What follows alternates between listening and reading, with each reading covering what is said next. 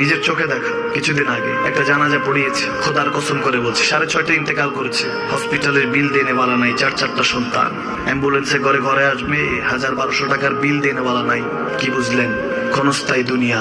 মুমিনের কম থাকলেও আমি বলি, কেউ যদি এসে বলে হুজুর একটু দোয়া করেন, খুব পেরেশানিতে আছি, আমি তার হাত চুমু খেয়ে বলি তোমাকে মুবারকবাদ, আল্লাহ তোমাকে ভালোবাসে। পেরেশানি তো মালিক দেয়, এই জন্য এটা রহমত মুমিনের জন্য। পেরেশানি দেয় যখন ফেরেশতারা বলে আল্লাহ চাইতেছে টাকা পয়সা চাইতেছে, বলে এটা কি? বলে ফাসিক, দে বিদায় কর। তার চাওয়া চাই, বিরক্ত লাগে, বিদায় কর, কি লাগে দে।